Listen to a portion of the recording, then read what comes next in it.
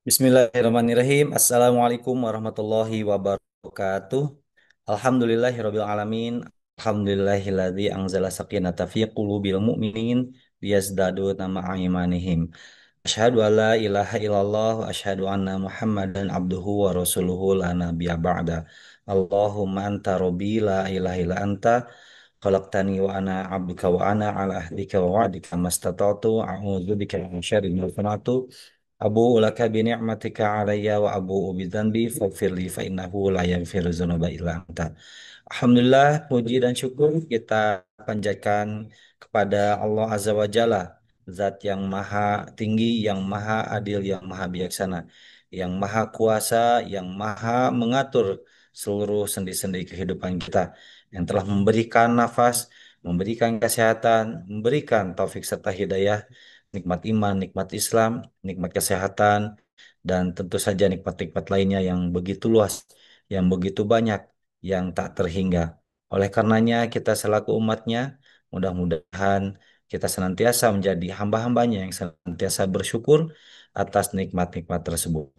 Salawat serta salam tak lupa pula kita tumpah curahkan kepada uswah kita, kudwah kita Nabiullah Muhammad Sallallahu Alaihi Wasallam.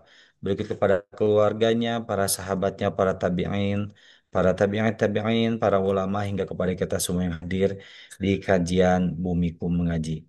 Alhamdulillah, kami sangat senang sekali dapat bertemu kembali di kajian rutin Bumiku Mengaji, kajian rutin Sirah Nabi Sallallahu Alaihi Wasallam di hari Senin, hari ke-8 di bulan September 2025, ataupun juga bertepatan dengan tanggal 16 Rabiul Awal 1447 Hijriah. Alhamdulillah, insya Allah beberapa menit ke depan kita akan sama-sama mengikuti kajian yang diambil dari kitab Al-Lu'lu Al-Maknun fi Sirati Nabi Al-Maknun, dan pada malam hari ini insya Allah kita akan menyimak tentang tema surat Nabi Shallallahu Alaihi Wasallam kepada Raja Heraklius. Ini merupakan kejadian ataupun juga peristiwa yang tak kalah menariknya, yang cukup fenomenal, dan mudah-mudahan kisah ini ataupun juga sirah ini dapat menambah kekuatan, keimanan, ketakwaan kita kepada Allah Subhanahu wa taala. Namun jemaah sekalian rahimani wa rahimakumullah, sebelum kajian dimulai, kami ingin menyampaikan beberapa info ataupun juga pengumuman terlebih dahulu. Lebih khusus terkait dengan tata tertib ataupun juga adab-adab majelis online. Yang pertama, jemaah sekalian, marilah kita jadikan kajian online ini sebagai sarana thalabul ilmi dengan didasari atas niat yang tulus, niat yang ikhlas, mengikuti kajian ini sampai tuntas, sampai selesai. Kemudian juga mengikuti kajian ini dengan menuliskan poin-poin penting, dan mudah-mudahan itu dapat dimurojaah sehingga kita mendapatkan ilmu yang bermanfaat dan bertambah.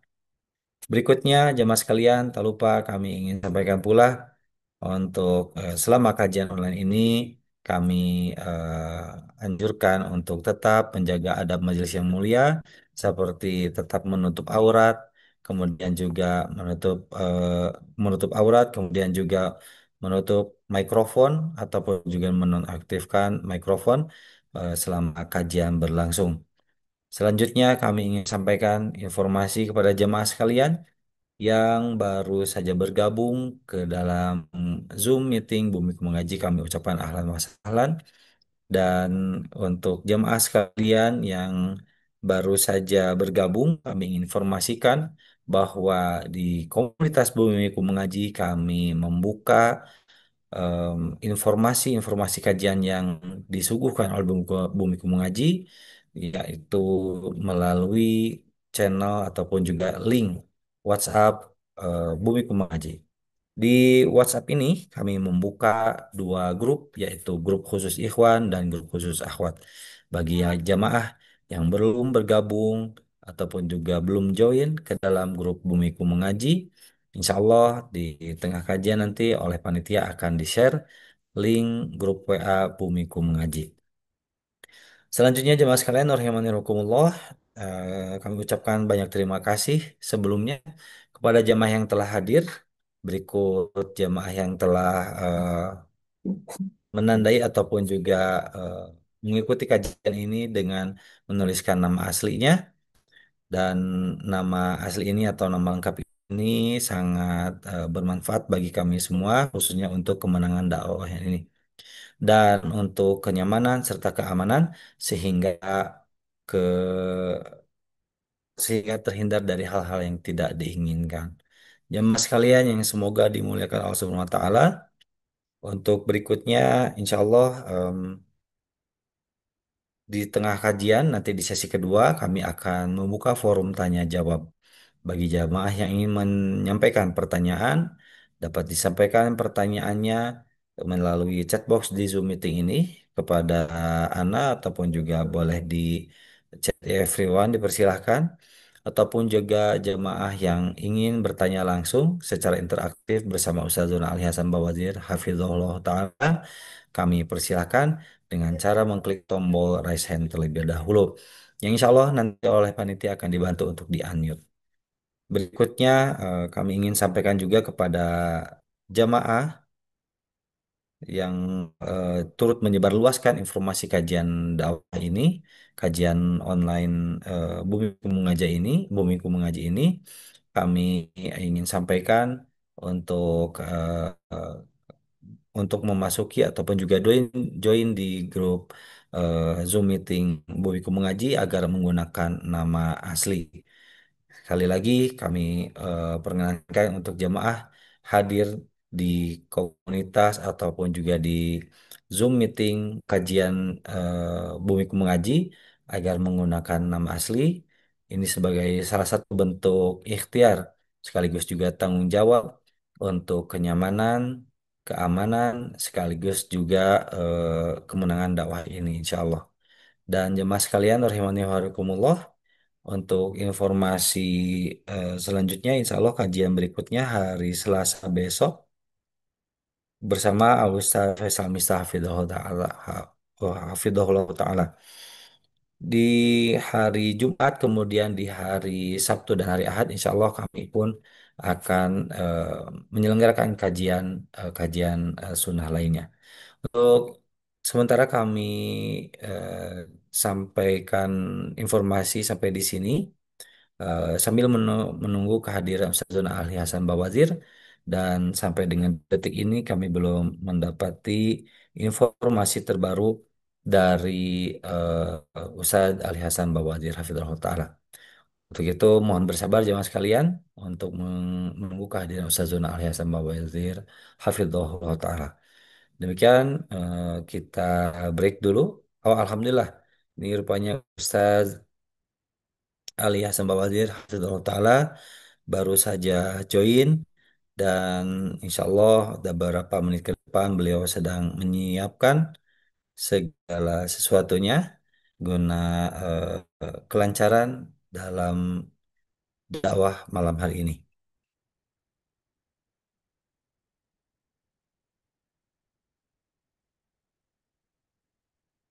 Assalamualaikum Ustaz. Assalamualaikum warahmatullahi wabarakatuh. Sehat yang sih? Alhamdulillah sehat Ustaz. Bagaimana Ustaz dan keluarga?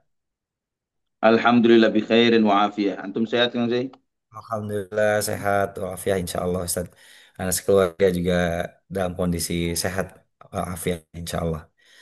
Taib, Alhamdulillah, Ustazuna, ahlan wa sahlan di Zoom meeting buku mengaji, dan insya Allah pada malam hari ini kita akan sama-sama belajar sekaligus juga menyimak pemaparan tentang kisah surat baginda Nabi Shallallahu Alaihi Wasallam kepada Allahumma salli Raja alaihi. Heraklius, dan ini merupakan bukan fenomena, peristiwa yang sangat yang sangat berharga sekali, sekaligus juga peristiwa yang sangat menggugah semangat dakwah, semangat jihad jihad ilallah untuk kemuliaan Islam, insya Allah. Untuk itu kami persilakan kepada Ustazuna untuk memulai kajian pada malam hari ini. Tafadhol ya Ustaz, barakallahu fiik. Baik yang sih. Nah, bismillah. Bismillahirrahmanirrahim. Assalamualaikum warahmatullahi wabarakatuh. إن الحمد لله نحمده ونستعينه ونستغفره ونعوذ بالله من شرور أنفسنا ومن سيئات أعمالنا. من يهده الله فلا مضل له ومن يضلل فلا هادي له. أشهد أن لا إله إلا الله وحده لا شريك له وأشهد أن محمدا عبده ورسوله لا نبي بعده. اللهم صل وسلم وبارك على عبدك ونبيك محمد وعلى آله وصحبه ومن اهتدى بهديه إلى يوم القيامة. قال الله جل وعلا: يا أيها الذين آمنوا اتقوا الله حق تقاته ولا تموتن إلا وأنتم مسلمون. أما بعد. Ikhwatal iman rahimani wa rahimakumullah. Alhamdulillah, segala puji bagi Allah Subhanahu wa taala, Rabbul alamin, yang begitu besar dan luas rahmat dan kasih sayangnya kepada kita. Alhamdulillah, dengan rahmat dan kasih sayangnya Allah Subhanahu wa taala perkenankan kita untuk melanjutkan kajian sirah Nabi kita Muhammad sallallahu alaihi wa ala alihi wa sahbihi wasallam. Ikhwatal iman rahimani wa rahimakumullah, sebagaimana di kajian kita sebelumnya bahwa Nabi kita Muhammad sallallahu alaihi wasallam masih di dalam perjalanannya di Tabuk, ya, di salah satu ghazwah yang termasuk ghazwah yang terbesar yang dihadiri oleh Nabi kita Muhammad sallallahu alaihi wasallam, dan bahkan itu adalah ghazwah terakhir beliau sallallahu alaihi wasallam sebelum wafatnya. Ikhwatal iman rahimani wa rahimakumullah, dan di kajian sebelumnya ketika Nabi kita Muhammad sallallahu alaihi wasallam berada di Tabuk tersebut, beliau menyampaikan sejumlah kemuliaan yang Allah Subhanahu wa taala berikan kepada beliau. Sebagaimana Imam Ahmad meriwayatkannya, At-Tahawi dalam Syarah Mushkilul Athar dengan sanad yang hasan dari Amr bin Shu'aib dari ayahnya, dari kakeknya, bahwa Rasulullah sallallahu alaihi wasallam ketika di tahun peristiwa perang Tabuk, beliau bangun salat malam dan sejumlah orang menjaga beliau sallallahu alaihi wasallam. Ketika selesai salat, beliau berpaling menghadap kepada para sahabat ini dan beliau kemudian bersabda, "Laqad u'titul lailata khamsan ma u'tiyahunna ahadun qabli." Aku sungguh telah diberi 5 perkara yang tidak diberikan kepada seorang pun sebelumku. Ursiltu ilan nasi amatan wa kana min qabli innama yursalun nabiyyu ila qaumihi. Aku diutus kepada seluruh umat manusia, sedangkan para nabi sebelumku diutus hanya kepada kaumnya. Wa nusirtu 'alal aduwwi birru'b, dan aku diberi pertolongan oleh Allah Subhanahu wa taala terhadap musuh-musuhku dengan menanamkan rasa takut ke dalam hati mereka. Ya, walau kanat baini wa bainahu masiratu syahrin muli'a minni ru'ba. Andai kata sebelum 1 bulan perjalanan antara aku dan mereka, ditanamkan ke dalam hati mereka rasa takut kepadaku. Wa uhillat liyal ghanaim, dan dihalalkan bagiku ghanimah, ya, harta perolehan perang. Wa kana man qabli yu'zimuna aklaha kanu yuhriqunaha. Karena nabi-nabi sebelumku itu menganggap bahwa memakan harta perolehan perang, ghanimah, itu adalah dosa besar, maka mereka membakarnya. Waju'ilat liyal ardu masjidan wa tahuran, dan dijadikan bagiku bumi ini sebagai sarana bersuci dan masjid.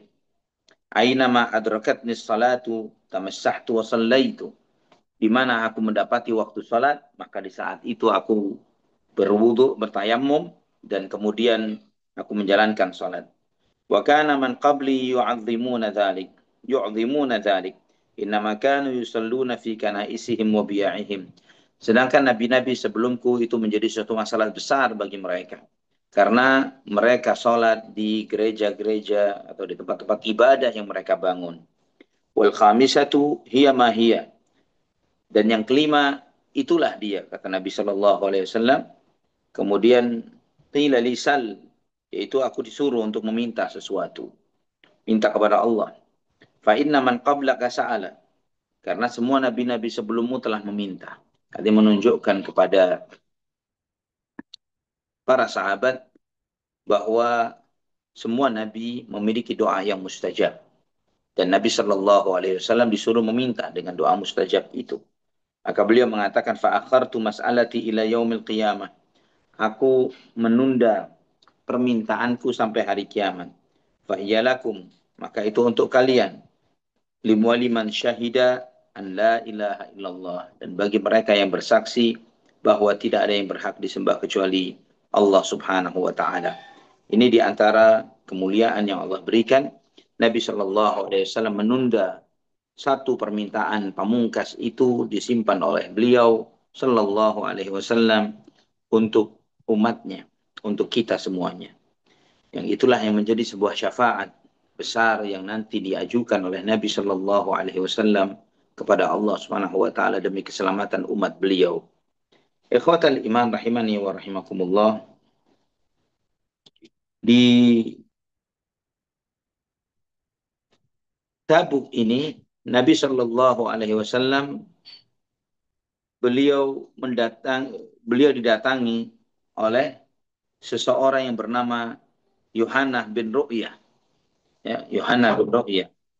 Dia adalah pimpinan dari Elia. Jadi satu daerah namanya Aliyah. Dan di situ mereka ya dari penduduk Ailah itu mereka mengajukan perdamaian dengan Nabi Shallallahu Alaihi Wasallam dan menyetorkan jizyah. Mereka tidak masuk Islam, tapi mereka membayar jizyah pajak keamanan 300 dinar tiap tahun. Ya, karena ada 300 orang, per orang 1 dinar per tahun, ya, dan ini disetorkan kepada Nabi Shallallahu Alaihi Wasallam. Setelah itu, Yohana ini menghadiahkan kepada Nabi Shallallahu Alaihi Wasallam satu seekor bagal berwarna putih, dan kemudian Nabi Shallallahu Alaihi Wasallam membalas hadiah itu dengan menghadiahkan kepadanya sebuah jubah. Dan Nabi Shallallahu Alaihi Wasallam memberikan komitmen perjanjian damai antara beliau dengan suku yang ada di kota Ailah ini. Sebagaimana disebutkan oleh Imam Bukhari di dalam sahihnya dari Abu Humaid As-Sa'idi radhiyallahu an, beliau mengatakan kami berperang bersama Nabi Shallallahu Alaihi Wasallam pada waktu perang Tabuk. Raja Ailah memberikan hadiah kepada Nabi Shallallahu Alaihi Wasallam seekor bagal ya berwarna putih, dan Nabi Shallallahu Alaihi Wasallam membalasnya dengan memberikan sebuah jubah dan kemudian membuat perjanjian di negeri mereka. Adapun perjanjian dengan penduduk Ailah ini disebutkan oleh Imam At-Tahawi dalam Syarah Mushkilul Athar dengan sanad yang mursal dari Urwah ibn Zubair radhiyallahu an. Beliau menyebutkan bahwa Rasulullah sallallahu alaihi wasallam menulis untuk penduduk Ailah, Bismillahirrahmanirrahim. Hadhihi amanatun min Allah azza wa jalla wa Muhammadin nabiyya li Yuhanna ibnu Ru'bah. Dengan nama Allah yang Maha Pengasih dan Maha Penyayang, inilah komitmen damai dari Allah Subhanahu wa taala dan Muhammad utusannya kepada Yohanna bin Ru'bah, dan juga bagi penduduk Ailah untuk kapal-kapal mereka dan kendaraan-kendaraan mereka, untuk laut mereka dan darat mereka. Perlindungan dari Allah Subhanahu wa taala dan dari Nabi Muhammad sallallahu alaihi wasallam. Dan bagi mereka yang bersama mereka dari setiap orang yang melewati dari seluruh penduduk Syam, dari penduduk Yaman yang melalui lautan, ya. Dan ini artinya perlindungan yang diberikan oleh Nabi Shallallahu Alaihi Wasallam menjaga keamanan yang ada di negeri tersebut bagi setiap terjadinya sebuah transaksi perdagangan dan yang semisalnya yang ada di Ailah, baik perdagangan itu yang datang dari Yaman atau dari Syam dan yang lain sebagainya, dijamin keamanannya oleh kaum muslimin ya dengan pembayaran jizyah tersebut. Dan kemudian Nabi SAW menyampaikan, faman ahdatha hadathan fa innahu la yahulu maluhu duna nafsihi. Dan barang siapa yang berbuat pelanggaran, ya pelanggaran itu adalah membuat sebuah kejahatan, apakah itu membunuh atau yang semisalnya, maka hartanya tidak akan bisa melindungi dirinya. Wa innahu tayyibatun liman akhadahu minan nas. Wa la yahillu an yumna'u ma'an yaridunahu wa la tariqan yaridunaha min barrin au bahrin. Dan itu adalah kebaikan bagi siapa yang mengambil perjanjian ini di antara umat manusia, dan tidak halal bagi mereka untuk menghalangi seseorang yang ingin minum dari air mereka atau menghalangi seseorang yang melewati jalan mereka, baik dari lautan maupun daratan. Jadi di sini Nabi Shallallahu Alaihi Wasallam membuat perjanjian dengan penduduk Ailah, ikhwatal iman, rahimani wa rahimakumullah. Perjanjian itu diantaranya adalah perlindungan perdamaian untuk mereka. Bahwa mereka bukan diinvasi, bukan dijajah. Namun mereka kompensasi dari diberikan keamanan itu, mereka membayar jizyah. Dan jizyah ini, dengan itu apa yang mereka dapatkan? Mereka mendapatkan keamanan dari Nabi Shallallahu Alaihi Wasallam dan dari kaum muslimin, dari siapapun yang ingin menginvasi dan menyerang mereka. Mereka mendapatkan keamanan lainnya adalah bahwa berjalannya transaksi perdagangan di antara mereka, baik melalui daratan maupun lautan. Keamanan yang lainnya adalah di antaranya, sana, sana. Keamanan yang lainnya adalah bahwa air yang mereka miliki, kelebihan air yang mereka punya, tidak boleh dijadi monopoli oleh mereka. Demikian pula jalan, bahwa jalan itu adalah hak bersama. Sebagaimana air hak bersama. Baik itu jalur laut maupun jalur darat. Yang artinya mereka dilarang untuk menghalangi siapapun melalui jalur yang telah disepakati antara mereka dengan Nabi Shallallahu Alaihi Wasallam.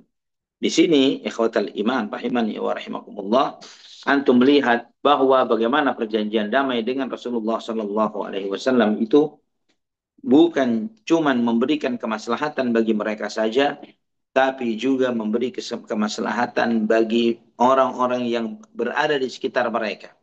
Mereka yang ada di sekitar Ailah mendapatkan maslahat dari itu. Ya, mereka mendapatkan kemaslahatan dari hal tersebut. Ikhwatal iman rahimani wa rahimakumullah.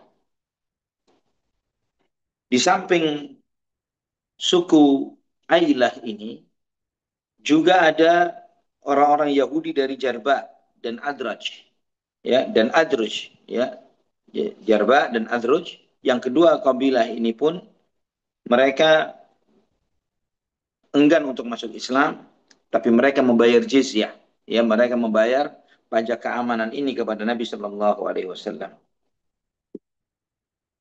Mereka datang kepada Nabi Shallallahu Alaihi Wasallam dan kemudian mereka membuat perjanjian ya bersama Nabi Shallallahu Alaihi Wasallam. Yang bunyi perjanjian itu disebutkan Bismillahirrahmanirrahim. Hada kitabun min Muhammadin Nabiyyi li ahli Jarba'a wa Adruj wa Adruh annahum aminuna bi amanillahi wa amani Muhammadin wa anna alaihim mi'ata dinarin fi kulli rajabin wafiyatan tayyibatan wallahu kafilun alaihim. Ya, disebutkan bahwa dengan nama Allah yang Maha Pengasih dan Maha Penyayang, inilah perjanjian dari Muhammad Nabiullah ya penduduk kepada penduduk Jarba dan Azruh, bahwa mereka ini diberikan keamanan dengan keamanan dari Allah Subhanahu wa taala dan keamanan Nabi Muhammad sallallahu alaihi wasallam, dan mereka wajib membayar 100 dinar di setiap bulan Rajab yang harus mereka penuhi dengan baik, dan Allah Subhanahu wa taala akan menjaga perjanjian ini untuk mereka. Ikhwatal iman rahimani wa rahimakumullah, juga di sini menunjukkan kepada kita bahwa jizyah itu ya diberlakukan kepada mereka dengan kompensasi apa? Dengan kompensasi berupa keamanan yang diberikan oleh kaum muslimin. Dan itu terus berkesinambungan seperti ini ikhwatal iman sampai di titik ketika kaum muslimin tidak lagi bisa menjaga keamanan itu. Maka di saat itulah mereka sudah tidak lagi membayar jizyah. Sebagaimana itu pernah terjadi kalau tidak salah di era Umar Ibn Khattab radhiyallahu an. Sejumlah daerah yang mereka telah sepakat untuk menjadi di bawah daerah kekuasaan umat Islam dan mereka membayar jizyah. Kemudian pada satu fase di mana umat Islam dibutuhkan ya untuk peperangan di beberapa daerah yang cukup jauh sehingga mereka harus meninggalkan daerah itu dan tidak memberikan perlindungan keamanan bagi mereka. Sedangkan pajak itu baru saja distorkan. Jizyah ini baru saja distorkan. Nah, ketika jizyah itu baru distorkan dan mereka konsultasi kepada Amirul Mukminin Ali bin Umar bin Khattab radhiyallahu an terkait dengan hal ini. Mereka bertanya, apa yang harus kami lakukan? Ya, kami baru menerima jizyah dan ternyata kami harus meninggalkan mereka. Kata Umar bin Khattab, balikan. Ya, jizyah itu sebagai kompensasi perlindungan damai untuk mereka.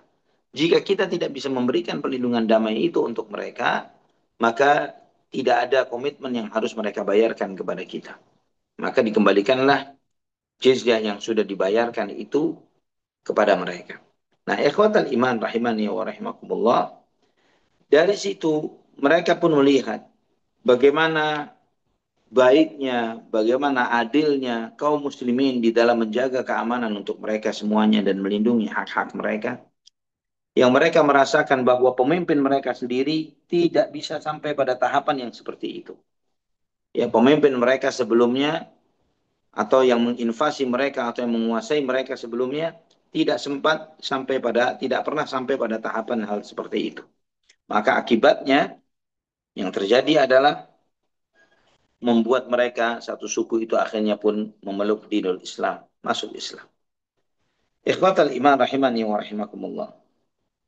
Di antara yang datang menemui Nabi Shallallahu Alaihi Wasallam pada saat beliau ada di Tabuk adalah Malik bin Ahmar Al-Ufi.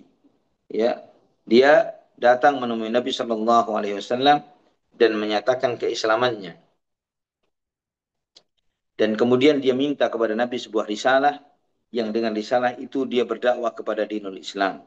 Maka Nabi Shallallahu Alaihi Wasallam menuliskan untuk beliau di satu lembar kulit, ya, dan isi surat itu adalah Bismillahirrahmanirrahim. Hada kitabun min Muhammadin Rasulillah ila ibni Ahmar wa man ittaba'ahu minal muslimin amanan lahum ma aqamus salata wa atawuz zakata wa khalaful musyrikina wa addul khumusa minal maghnam.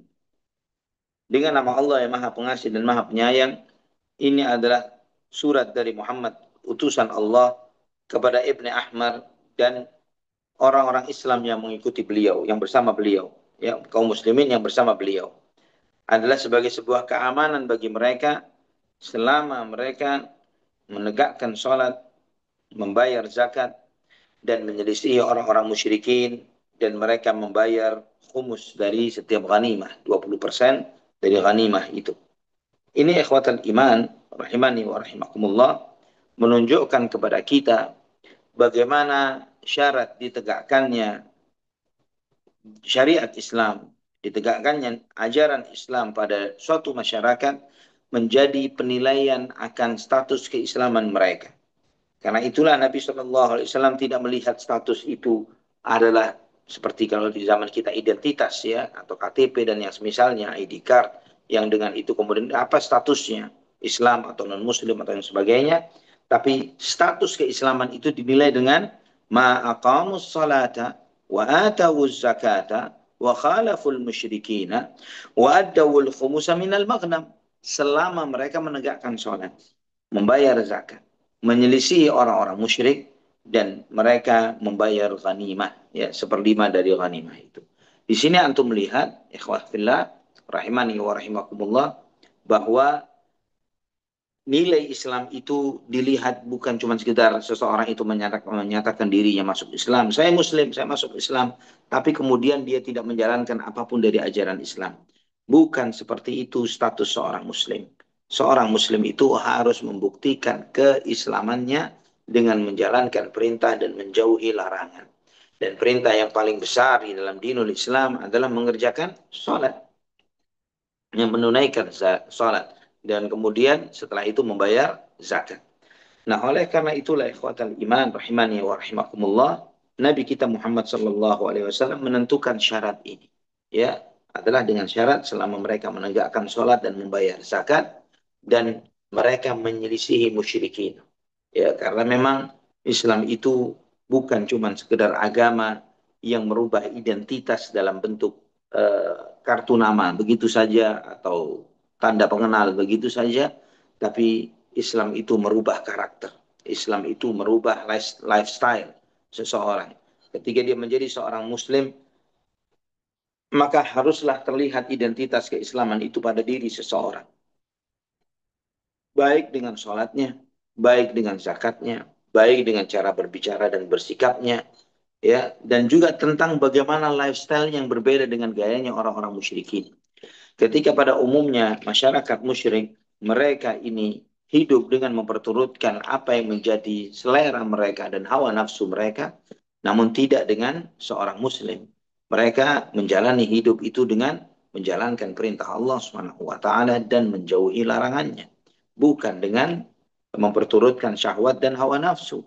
Maka seorang muslim ini dengan berusaha dengan ini ikhwatal iman rahimani wa rahimakumullah, dia berusaha menunjukkan identitasnya, bukan mengikuti semua selera dan kemauan orang apa yang ada di lingkungan dan masyarakatnya. Ketika hidup di masyarakat yang memang mereka terbiasa dengan tradisi minum khamar, umat Islam tidak bisa karena hidup di lingkungan yang seperti itu. Ketika misalnya di Romawi atau di Persia, padahal antum tahu para sahabat radhiyallahu anhum, mereka itu adalah masih belum lama meninggalkan khamr, ya, karena khamr itu tidaklah diharamkan secara bukanlah diharamkan langsung sekaligus oleh Allah, tapi diharamkan secara bertahap di eranya sahabat radhiyallahu anhum. Tapi mereka ketika sampai di satu fase di mana khamar itu haram, mereka tidak coba-coba lagi khamar itu. Ketika mereka sampai di Persia, sampai di Romawi, sampai di negara-negara di mana masyarakatnya masih sangat familiar di warung-warung mereka istilahnya, ya, bahwa di warung-warung mereka itu masih dijajakan khamar, bukan sesuatu yang terlarang bagi mereka.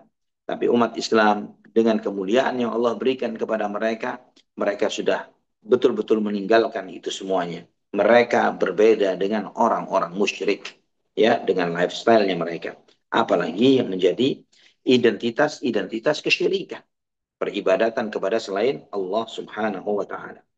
Ikhwatal iman rahimani wa rahimakumullah. Di dalam peristiwa ini ada sebuah peristiwa menarik yang terjadi di antara dua orang di antara Nabi Shallallahu alaihi wasallam. Ya, sebagaimana Imam Bukhari dan Muslim meriwayatkan dari Ya'la ibnu Umayyah, beliau menyampaikan, saya berperang bersama Rasulullah SAW perang Tabuk, dan aku, kata sahabat ini, kata Ya'la bin Umayyah, wa kanat awthaqu a'mali fi nafsi fastajartu ajiran, ya, maka ini, kata dia, adalah sesuatu yang paling berat yang pernah aku jalani. Maka kemudian aku menyewa seorang karyawan. Ya, aku menyewa seorang karyawan untuk membantuku di dalam peperangan ini. Subhanallah, terjadi perseteruan antara karyawanku ini dengan orang lain. Terjadi perseteruan, perkelahian satu dengan yang lainnya, dan kemudian di dalam perkelahian itu salah seorang di antara mereka menggigit temannya. Ya, jadi bukan cuma main pukul atau gulat begitu, ya, tapi sampai menggigitnya. Sehingga ketika dalam kondisi digigit ini ditarik paksa oleh yang digigit, ya. Jadi ketika ditarik paksa membuat taringnya itu, gigi taringnya copot, ya, membuat gigi taring orang tersebut copot. Dan dia minta kepada Nabi, dia datang kepada Rasulullah, dia berkelahi, dua orang yang berkelahi, saya gigit dan kemudian dia menarik saya sampai gigi taring saya copot, ya Rasulullah. Dia minta ditegakkan hukum kisos, ya, minta keadilan kepada Nabi Shallallahu Alaihi Wasallam. Kemudian Nabi Shallallahu Alaihi Wasallam menyampaikan, ayat fa'u yadahu ilaika fataqmiduha kama yaqdimul al-fahlu, ya, apakah orang itu menyerahkan begitu saja tangannya, ya, kepadamu sehingga kamu gigit seperti binatang buas menggigit mangsanya? Dalam riwayat An-Nasai dalam Sunan Al-Kubra disebutkan, "Yantaliqu ahadukum ila akhihi faya'uddahu 'adhid al-fahli, thumma ya'ti fayatrubul aql." Salah seorang di antara kalian berkelahi dengan temannya, kemudian dia menggigit temannya seperti gigitan binatang. Setelah itu dia sadar bahwa ini salah dan kemudian dia minta diputuskan secara rasional dan logika, la aqlalaha. Ya, ini tidak ada akalnya. Berkelahi kenapa kok sampai menggigit? Ya, itu disebutkan oleh Nabi Shallallahu Alaihi Wasallam bahwa sikap yang seperti ini, bahwa sikap yang tidak berakal. Bagaimana sikap yang tidak berakal kemudian minta diputuskan dengan solusi yang bersumber dari akal. Kata Nabi, la aqlalaha. Sesuatu tindakan yang tidak logis tidak dihukumi oleh Nabi Shallallahu Alaihi Wasallam. Maka Nabi SAW tidak mengambil keputusan dari dua orang yang sedang berkelahi seperti itu. Ikhwatal iman rahimani wa rahimakumullah, kita melihat bahwa sikap yang ditunjukkan oleh Nabi kita Muhammad Sallallahu Alaihi Wasallam ini beliau ambil terhadap dua orang dewasa yang sedang berkelahi. Dua orang dewasa bukan anak-anak. Ya, dan ini memberi pelajaran juga kepada kita bahwa penegakan keadilan, ya, penegakan keadilan itu bukan sesuatu yang mutlak, yang musti, ya. Bisa jadi kalau misalnya diusut dan dicari dua orang ini siapa pemicunya, pelakunya, siapa yang bersalah, siapa ini sangat bisa, sangat mungkin. Ya, siapa yang duluan, siapa yang begini, siapa yang begitu, siapa yang bertanggung jawab, itu sangat mungkin. Tapi di sini Nabi Shallallahu Alaihi Wasallam menganulir itu semuanya, tidak dijadikan sebagai bahan sidang istilahnya, bahan pengadilan, bahan untuk dibahas. Kenapa? Karena sikap yang ditunjukkan oleh masing-masingnya atau salah satu dari keduanya sikap yang tidak logis dan tidak berakal sama sekali, yaitu dengan menggigit lawannya. Ini sesuatu yang tidak semestinya dilakukan oleh seseorang di dalam perkelahian antara dua orang dewasa apalagi. Ya, maka ketika sikap ketidakdewasaan yang ditunjukkan di dalam perseteruan itu yang terkadang mungkin bisa jadi antara suami dengan istri misalnya, yang ketika pada titik tertentu terjadi kegaduhan di antara mereka berdua, maka bukan bentuk bagaimana kita mencari mengusut keadilan, ya selama ini sesuatu yang masih bisa dikompromikan dan didamaikan, bukan sebuah KDRT yang parah begitu ya, bukan. Tapi terkadang mereka melakukan itu, kemudian mereka menyesal, mereka baikan kedua-duanya. Nah, yang seperti ini terkadang mungkin terjadi antara satu dengan yang lainnya, teman dengan teman, ya, terutama anak-anak, ya, dan itu bukanlah menjadi sesuatu yang harus diusut dengan lebih lanjut, dicari siapa yang benar dan siapa yang salah dari dua orang yang berseteru ini. Kemudian ikhwah fillah rahimani wa rahimakumullah. Imam Ahmad meriwayatkan di dalam musnadnya dengan sanad yang sahih li ghairihi, dan juga Ibnu Hibban di dalam sahihnya dengan sanad yang kuat dari Uqbah bin Amir radhiyallahu an, bahwa di perang Tabuk ini dia berjihad bersama Rasulullah sallallahu alaihi wasallam. Suatu hari Nabi sallallahu alaihi wasallam sedang duduk bersama para sahabatnya. Setelah itu beliau bersabda, "Man qama idza istaqallatis syams." Barang siapa yang berdiri ketika matahari meninggi, ya, fatawadda'a, dan dia wudu, fa ahsanal wudu'a, dan dia perbagus wudunya, thumma qama fa shalla rak'ataini, kemudian dia berdiri salat 2 rakaat, ghufira lahu khatayahu, diampuni semua kesalahannya, fakana kama waladathu ummuhu, maka dia seperti dilahirkan kembali oleh ibunya. Maksudnya di sini adalah wudhu untuk melaksanakan sholat duha. Ya, wudhu untuk melaksanakan sholat duha. Jadi ketika sudah matahari meninggi, jadi setelah matahari terbit dan sudah meninggi, kemudian di saat itu dia mengambil wudhu, sholat 2 rakaat, diampuni dosa-dosanya oleh Allah, dan statusnya seperti baru dilahirkan oleh ibunya. Maka Uqbah bin Amir radhiyallahu an mendengar itu dari Nabi SAW secara langsung, dia langsung spontan mengatakan seperti ini, Alhamdulillahilladzi razaqani an asma'a hadha min Rasulillah sallallahu alaihi wasallam. Segala puji bagi Allah yang telah memberi rizki kepada aku dengan mendengar ini langsung dari Rasulullah sallallahu alaihi wasallam. Maka di saat itu seseorang yang berada di depanku mengatakan bahwa yang beliau sampaikan sebelum ini lebih menakjubkan lagi. Ternyata orang itu adalah Umar bin Khattab radhiyallahu anhu. Ya, kata Umar, "Ata'jabu min hadza?" Apakah kamu heran dengan ini? Faqad qala Rasulullah sallallahu alaihi wasallam, "A'jab min hadza qabla an ta'ti." Sebelum kamu datang, Nabi SAW menyampaikan sesuatu yang lebih menakjubkan lagi. Faqultu wa madza ka wa madza ka bi abi anta wa ummi. Ya, apa itu? Apa itu? Apa yang disampaikan oleh Nabi Sallallahu Alaihi Wasallam? Ini antum perhatikan ikhwafillah bagaimana para sahabat radhiyallahu anhum satu dengan yang lainnya sangat ambisi terhadap ilmu.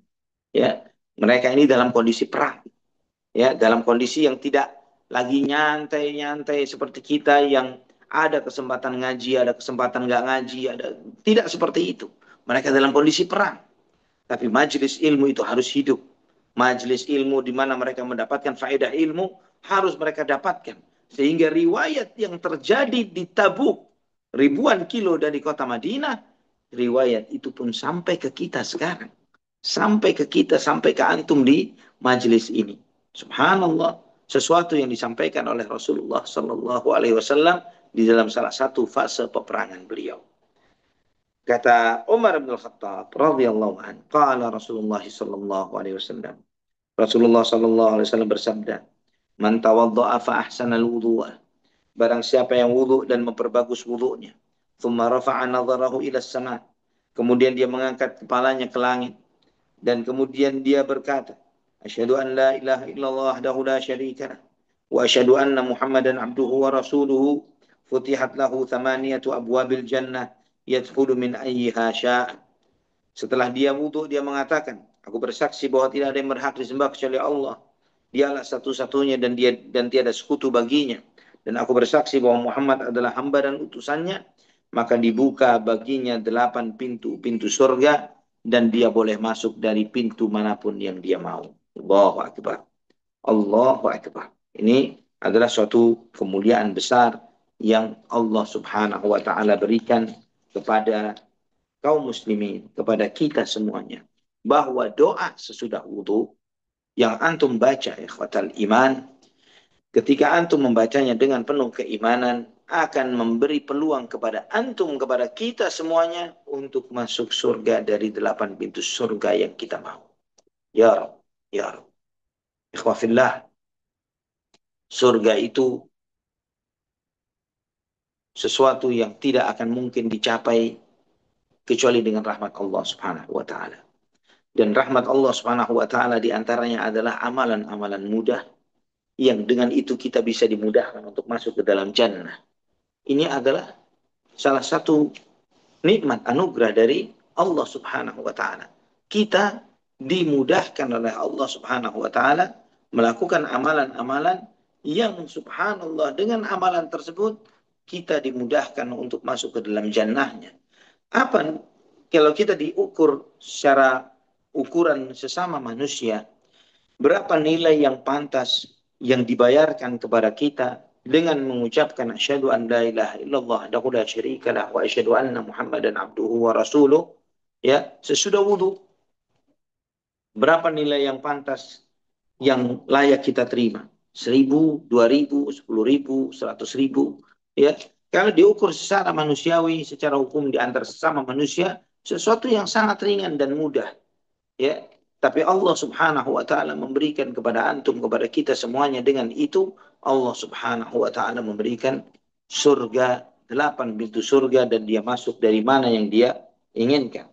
Hadis ini ikhwatan iman rahimani wa rahimakumullah diriwayatkan oleh Imam Ahmad di dalam musnadnya, juga Ibnu Hibban di dalam sahihnya, ya, dengan derajat yang sahih.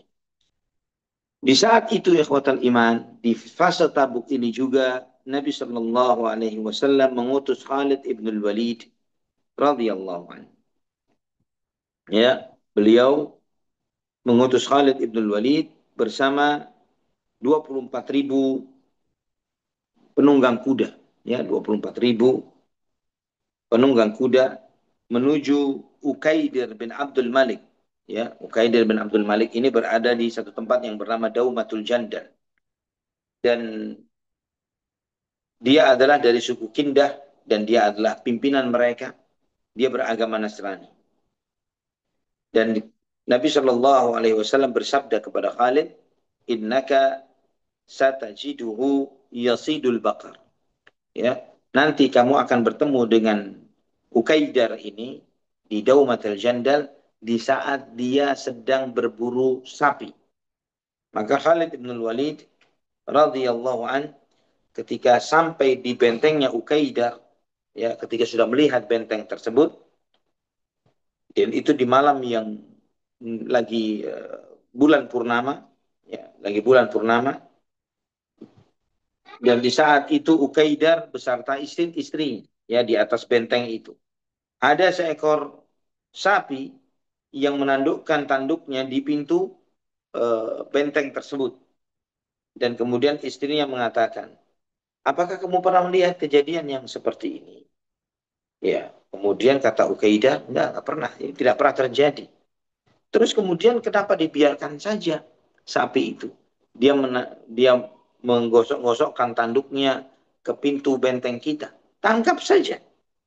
Maka turunlah Ukaidah untuk menangkap sapi tersebut. Ya, ketika dia keluar ya dengan salah seorang dari keluarganya, juga di situ ada saudaranya bernama Hasan, maka mereka ketika keluar di sini, mereka bertemu dengan Khalid bin Walid radhiyallahu an dan pasukannya.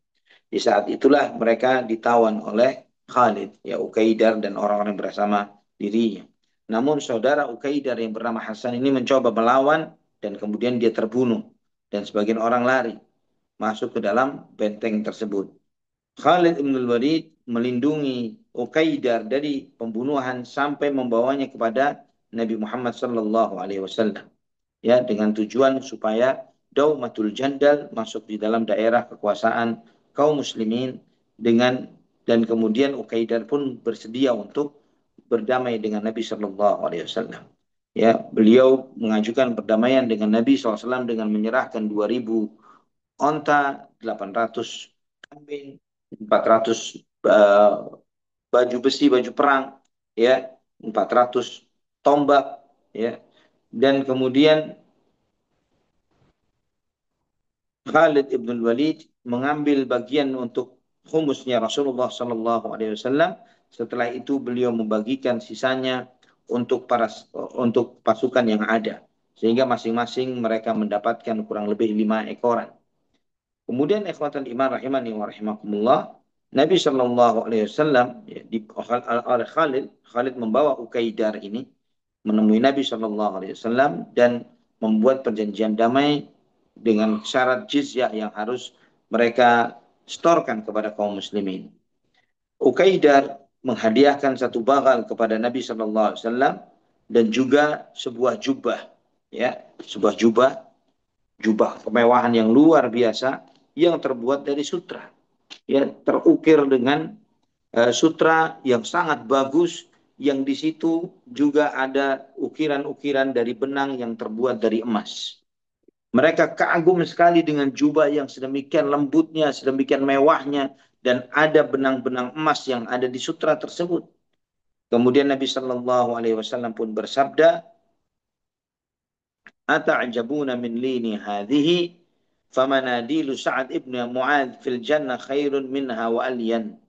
Kata Nabi Shallallahu Alaihi Wasallam, apa kalian heran dengan lembutnya, dengan halusnya sutra ini? Ya, sungguh kata Nabi Shallallahu Alaihi Wasallam, sungguh uh, sapu tangan, ya, sapu tangannya Sa'ad bin Mu'adz di surga itu lebih baik dan lebih lembut daripada ini. Kata Nabi Shallallahu Alaihi Wasallam. Antum tahu ya bahwa Sa'ad bin Mu'adz radhiyallahu an mati syahid jauh sebelum waktu ini. Ya, begitu jauh sebelum waktu ini, beberapa tahun sebelumnya. Pada waktu peristiwa Ahzab, wafatnya Sa'ad bin Mu'adz radhiyallahu an. Namun Nabi Shallallahu alaihi wasallam tidak pernah melupakan jasa baik sahabat-sahabat beliau. Walaupun mereka sudah mati syahid di jalan Allah Subhanahu wa taala sudah sekian tahun, tapi jasa mereka, kebaikan mereka ada di hati Nabi kita Muhammad sallallahu alaihi wa ala alihi wa sahbihi wasallam. Maka ikhwatan iman, rahimani wa rahimakumullah, Nabi kita Muhammad sallallahu alaihi wasallam di dalam hal ini menyampaikan apa yang beliau sampaikan terkait dengan lembutnya sapu tangan Sa'ad bin Mu'adz radhiyallahu anhu di surga, jauh lebih lembut daripada sutra yang beliau terima yang begitu mewahnya, begitu lembutnya, walaupun berukiran dengan benang-benang dari emas. Dan di saat ini ikhwatal iman rahimani wa rahimakumullah, juga Nabi Shallallahu alaihi wasallam mengutus salah seorang sahabatnya yaitu Dihyah Al-Kalbi radhiyallahu an untuk membawa surat kepada Heraklius, pembesar Romawi, yang mengajak Heraklius ini dengan tiga hal.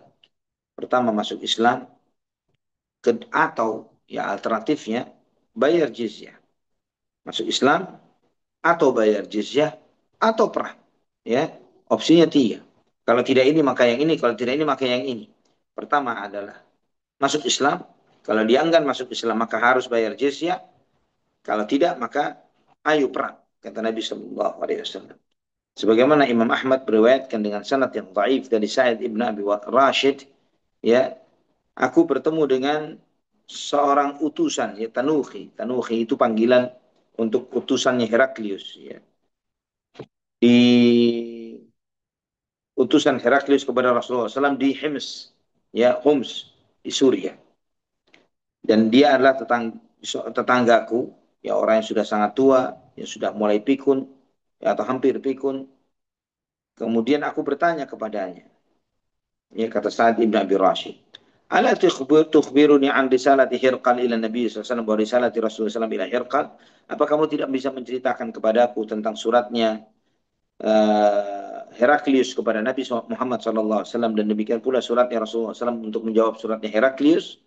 Maka kemudian orang itu mengatakan iya. Ketika Rasulullah SAW sampai di Tabuk, beliau mengutus Dihya Al-Kalbi untuk menghadap Heraklius. Dan ketika sampai di hadapan Heraklius, ya, surat itu dibacakan, ya, dia memanggil tokoh-tokoh agama, ya, jadi para uskup-uskupnya, dan demikian pula patriarh-patriarhnya dipanggil oleh mereka, oleh Heraklius, dan kemudian ditutuplah pintu, ya, semuanya ini, dan dibacakan surat itu. Setelah itu Heraklius berkata bahwa orang ini telah sampai pada titik yang sebagaimana kalian telah tahu. Dan dia telah mengajakku dengan salah satu dari tiga hal, kata Heraklius kepada uskup-uskup dan patriarh-patriarhnya ini. Dia mengajak agar aku mengikuti agamanya.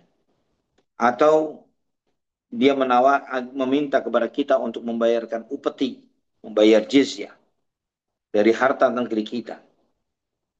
Sedangkan negeri-negeri kita. Atau opsi yang ketiga adalah kita sambut peperangan dengan mereka. Kemudian Heraklius pun berkata, demi Allah kalian pun telah mengetahui sebagaimana yang telah kalian baca di dalam kitab-kitab suci, bahwa dia akan menguasai apa yang saya duduki saat ini. Ya, Heraklius itu adalah pemimpin dari Romawi Timur. Ya, pusatnya adalah di negeri Syam, yang saat ini adalah Suria dan yang sekitar, ya, Palestina dan yang sekitar.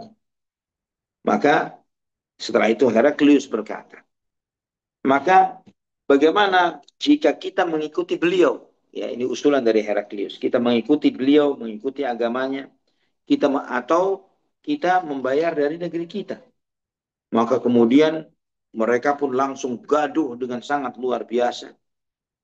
Ya, mereka sangat heboh para patria dan uskup-uskup ini, dan mereka pun mengatakan, tad'una ila an nada'an nasraniyata au nakuna abidan li arabiyyin ja'a minal Hijaz.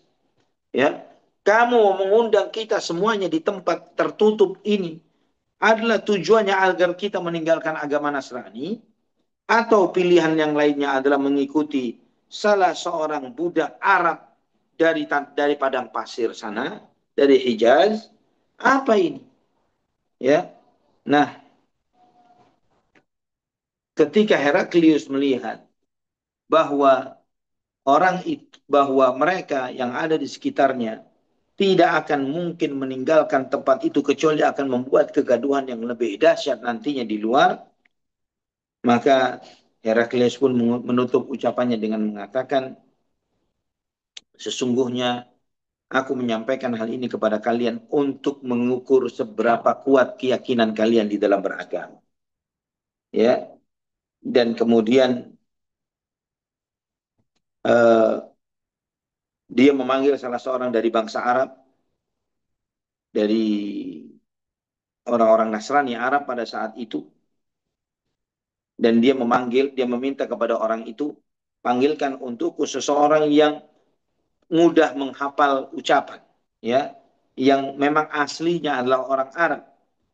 Aku mengutus untuk bertemu dengan orang ini untuk menjawab suratnya, ya, dan kemudian datanglah kepadaku orang tersebut, ya, faja'abi, ya, maka kemudian kata Tanuhi ini, utusan Heraklius ini, orang tua yang menceritakan kisah ini, akulah yang dipanggil untuk menemui Nabi Muhammad sallallahu alaihi wasallam. Kemudian Heraklius menyerahkan kepadaku sebuah surat. Kemudian Heraklius berkata kepadaku, bawalah suratku ini kepada orang itu, maksudnya kepada Nabi Muhammad sallallahu alaihi wasallam. Dan jangan kamu lupakan apa pembicaraanmu dengan dia.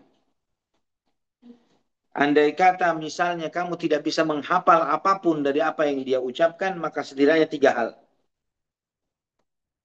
Ini yang harus kamu perhatikan. Undur. Hal yadhkuru sahifatahu allati kataba ilayya bisyai'in. Ya, perhatikan. Apakah dia menyebut surat yang dia kirimkan kepadaku? Sedikit saja apakah disebut? Kemudian yang kedua, perhatikan. Kalau dia membaca suratku ini, apakah dia menjawab dengan menyebutkan kata malam? Dan kemudian perhatikan punggungnya. Adakah sesuatu yang meragukan dirimu di punggungnya? Maka Tanuhi ini, utusan ini pun mengatakan, aku pun membawa surat ini menemui Nabi Muhammad SAW di Tabuk. Ketika itu beliau sedang duduk di antara para sahabatnya, ya, sedang duduk di sebuah mata air di dekat Tabuk. Nabi SAW sedang duduk dengan berselimutkan kain, ya, duduk berselimutkan kain di sekitar para sahabat-sahabatnya. Dan Tanuhi ini, utusan Heraklius, pun bertanya, aina sahibukum? Yang mana Nabi Muhammad SAW? Maka dijawab yang ini. Jadi itu menunjukkan kepada kita bahwa posisi duduk Nabi kita Muhammad SAW itu tidak memiliki kedudukan yang spesial di mata para sahabatnya. Bukan karena Nabi maka duduknya lebih tinggi, ya. Kemudian mereka nggak boleh duduk bersampingan dengan beliau. Beliau duduk melingkar seperti yang lainnya. Sehingga orang yang datang pun tidak mengenali mana Nabi Muhammad SAW dan mana yang bukan. Ini di antara bentuk ketawaduan Nabi kita Muhammad SAW. Bahwa beliau bagian dari umat ini. Padahal beliau adalah Nabi hadhil ummah. Nabi dari umat ini. Sallallahu ala Nabi Muhammad. Ikhwatan iman rahimani wa rahim. Maka setelah ditunjuk, nah inilah orang. Maka aku pun mendatangi dia sambil berjalan sampai aku duduk di hadapannya. Maka aku pun menyerahkan surat ini kepada beliau. Dan setelah itu beliau meletakkan surat itu di pangkuannya. Setelah itu beliau bertanya, mimman anta? Kamu siapa? Fakultu ana ahadu tanuh. Aku adalah salah seorang utusan dari Heraklius. Kemudian Rasulullah Shallallahu Alaihi Wasallam pun bersabda, hal laka fil Islamil Hanifiyyah millati abika Ibrahim? Apakah engkau menganut agama Islam, agama yang hanif, agama nenek moyangmu Nabi Ibrahim alaihissalam? Maka aku pun menjawab, kata utusan ini, aku adalah utusan kaumku dan aku berada di dalam agama kaumku. Aku tidak akan meninggalkan itu sampai aku menyampaikan hal ini kepada mereka. Ya, antum perhatikan di sini juga ya khawafillah, bagaimana sikap Nabi SAW kepada orang Nasrani. kepada utusan Najasyi. Tidak basa-basi. Bagaimana sikapmu terhadap dinul Islam? Agama Nabi Ibrahim alaihi salam. Allahu Akbar. Pertanyaan yang sangat dalam, yang itu membongkar banyak syubhat yang ada di benak ahlul kitab, Yahudi maupun Nasrani. Bahwa mereka mengagungkan Nabi Ibrahim alaihissalam. Dan mereka sadar Ibrahim tidak menyembah siapapun kecuali Allah subhanahu wa ta'ala. Kalau mereka mengklaim menisbatkan diri mereka kepada Ibrahim alaihissalam, harusnya di atas millah yang sama, di atas agama yang sama. Millata Ibrahim hanifan muslima, agama Nabi Ibrahim yang hanif, yang muslim, wa ma kana minal musyrikin, dan dia tidak menyekutukan Allah subhanahu wa ta'ala. Ya, setelah Tanuhi ini, utusan itu mengatakan seperti itu. Aku utusan kaumku, aku berada di atas agama kaumku, dan aku tidak akan meninggalkan agama itu sampai aku kembali kepada mereka. Maka Nabi Shallallahu Alaihi Wasallam tertawa dan beliau bersabda, Innaka la tahdi man ahbabta walakinna Allah yahdi man yasha wa huwa a'lamu bil muhtadin. Wahai Muhammad, engkau tidak bisa memberi hidayah kepada siapa yang engkau cintai. Namun Allah memberi hidayah kepada siapa yang Allah kehendaki, dan dia maha tahu terhadap orang yang layak untuk diberi hidayah. Ya khatan, wahai utusan Heraklius, inni katabtu bi kitabin ila Kisra famazzaqahu, wallahu mumazziquhu wa mumazziqu mulkihi. Wahai utusan Heraklius, aku telah mengirim surat kepada Kisra, Persia. Namun ternyata suratku dirobek oleh dia. Maka Allah akan merobeknya dan merobek kekuasaannya. Wa katabtu ila an-Najashiyyi bi sahifatin fakharraqaha wallahu mukharriquhu wa mukharriqu mulkihi. Dan kemudian Allah Subhanahu wa, dan kemudian aku menulis surat kepada Najasyi, tapi Najasyi yang berbeda, ya, bukan Najasyi yang beriman kepada Nabi sallallahu alaihi wasallam.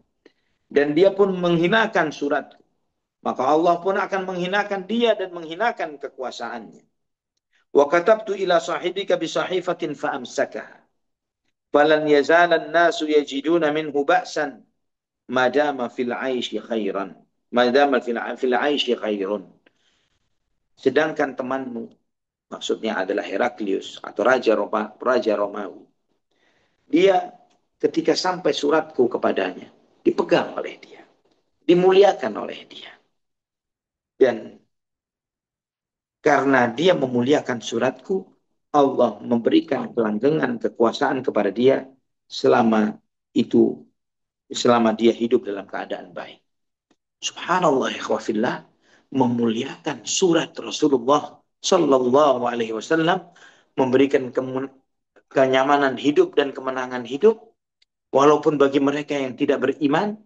Bagaimana seorang Heraklius atau Romawi sampai hari ini misalnya, antum melihat bagaimana Katolik Roma masih diberikan oleh Allah Subhanahu wa taala karena nenek moyang mereka dahulu memuliakan suratnya Rasulullah sallallahu alaihi wasallam, maka dibiarkan oleh Allah Subhanahu wa taala.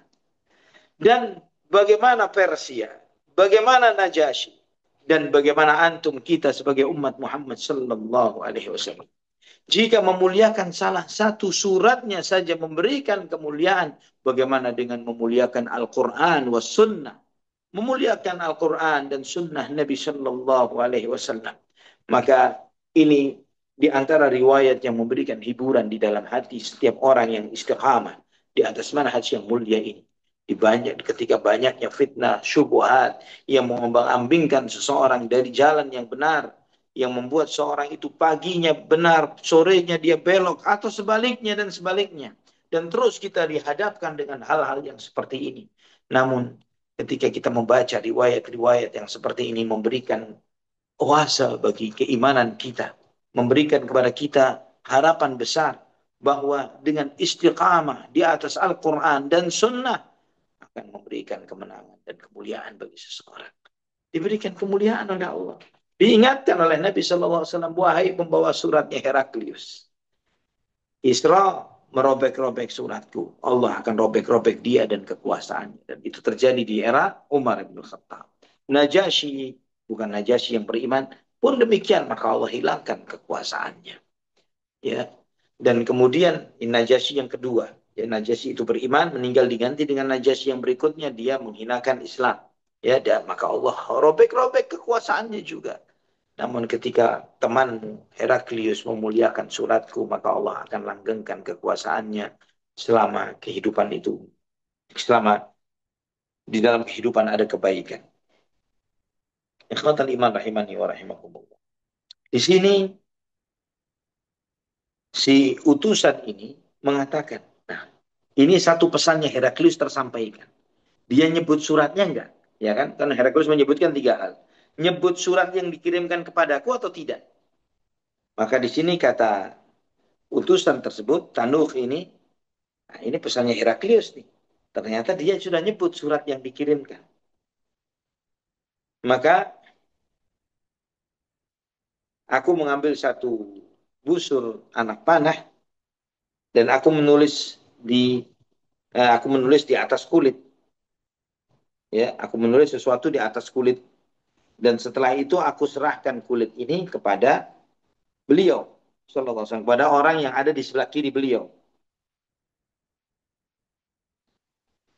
Kemudian orang itu ada di sebelah, diserahkan kepada orang di sebelah kiri Nabi sallallahu alaihi wasallam dan dia yang membacakan surat-surat Rasulullah sallallahu alaihi wasallam.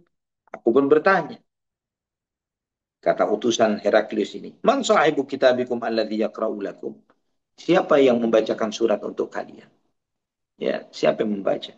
Maka mereka menjawab Muawiyah, yaitu Muawiyah ibnu Abi Sufyan radhiyallahu anhu. Maka di dalam kitabku itu aku menulis seperti ini. Dalam kitab itu ada tulisan, ada pertanyaan. Di dalam pertanyaan yang di dalam surat itu berisi pertanyaan seperti ini. Tad'uni ila jannatin arduhas samawati wal ard uiddat lil muttaqin. Fa aina nar? Ya, kamu mengajakku untuk masuk surga. Yang surga itu luasnya seluas langit dan bumi. Yang itu disediakan bagi orang bertakwa. Ini pertanyaannya Heraklius. Kalau surga itu seluas langit dan bumi, seluas langit dan bumi, ya, dan itu disediakan bagi orang bertakwa, neraka di mana tempatnya? Di mana tempatnya neraka? Kalau luasnya langit dan bumi itu surganya. Terus neraka di mana tempatnya? Maka subhanallah, Nabi Shallallahu Alaihi Wasallam mendengar pertanyaan ini, beliau menjawab, Subhanallah, aina al-lailu idza ja'a an-nahar. Maha suci Allah. Di mana malam ketika siang telah datang? Ya. Di mana malam ketika siang telah datang? Nah, di sini utusan Heraklius dia mencatat hal ini. Ya, dia mencatat. Ini pesan Heraklius yang kedua. Kalau dia membaca pertanyaanku, apakah dia menyebut malam atau tidak? Ya, ini sesuai dengan pertanyaan yang kedua dari pesan Heraklius kepadanya. Setelah itu, utusan ini mencatat lagi di kulit tersebut. Setelah selesai membaca suratku ini, maka Nabi Shallallahu Alaihi Wasallam pun bersabda, Inna laka haqqan wa innaka rasulun. Falau wajadtu indana jaizatan jawaznaka biha. Inna safarun murmilun. Sesungguhnya kamu ini punya hak, kata Nabi Shallallahu Alaihi Wasallam. Engkau ini utusan. Andai kata aku punya sesuatu yang bisa aku berikan sebagai hadiah, aku akan memberikan hadiah untukmu. Namun sayang saya sedang safar dan bekal saya sangat sedikit, kata Nabi SAW. Akhlak tetap akhlak. Akhlak tetap berakhlak. Sallallahu ala nabiyina Muhammad. Beliau walaupun dengan kondisi seperti ini, akhlak beliau tidak hilang dan sirna. Beliau menyikapi utusan dari negeri musuh yang akan berperang dengan beliau. Kau memiliki hak, engkau adalah seorang utusan. Dan utusan itu punya hak untuk diberi hadiah dan yang semisalnya. Namun sayang saya sedang musafir. Saya tidak punya sesuatu untuk saya hadiahkan kepada. Maka ada salah seorang dari rombongan orang yang bersama Nabi SAW mengatakan, Ana ujawizuhu. Biar hadiah itu dariku ya Rasulullah. Biar dia hadiahnya dariku. Dan kemudian orang ini keluar ya dengan membawa sebuah jubah berwarna kuning, jubah bagus yang berwarna cukup bagus berwarna kuning, dan kemudian menghadiahkan jubah itu di pangkuan. Ya, orang itu, nah aku yang memberi hadiah. Dia mengeluarkan sebuah jubah cukup bagus berwarna kuning, dan kemudian ya kuning bukan kuning ceter gitu bukan ya, tapi bersepuh kuning begitu, dan kemudian diletakkan di pangkuan utusan. Kemudian dia bertanya, utusan ini bertanya, "Man sahibul jaizah?" Siapa yang ngasih hadiah ini? Yang spontanitas, saya memberi hadiah. Maka dikatakan Uthman ibnu Affan. Itu Uthman ibnu Affan. Kemudian Nabi Shallallahu Alaihi Wasallam bertanya, Ayyukum yunzilu hadar rajul? Siapa di antara kalian yang menjamu orang ini, tamu ini, biar dia melayaninya, menjamunya, memberikan hak-haknya? Maka salah seorang pemuda Ansar mengatakan, Ana, biar saya ya Rasulullah. Maka berdirilah sahabat Ansar itu, aku pun berjalan kepadanya.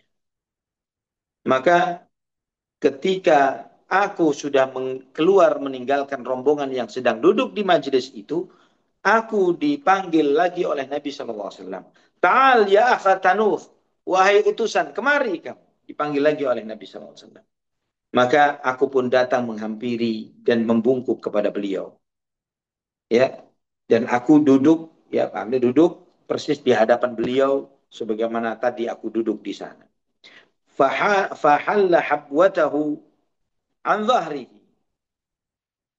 Ya, maka kemudian setelah itu Nabi SAW yang tadinya duduk berselimut ini, beliau membuka selimut. Beliau membuka selimutnya dan beliau mengatakan, "Hauna imdi lima umir talahu." Lakukan apa yang telah kamu diperintahkan untuk itu. Ya, maksudnya disuruh melihat punggungnya. Perintah Najasyi yang ketiga, lihat punggungnya. Ada sesuatu yang meragukan atau sesuatu yang berbeda atau bagaimana? Lihat di punggungnya. Kemudian فإذا أنا بخاتم في موضع غضون الغضون الكتف مثل الحجمة الضخمة.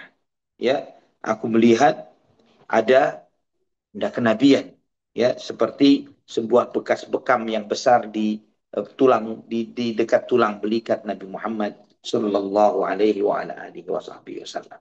Yang ini semuanya menyebabkan utusan ini nantinya masuk Islam.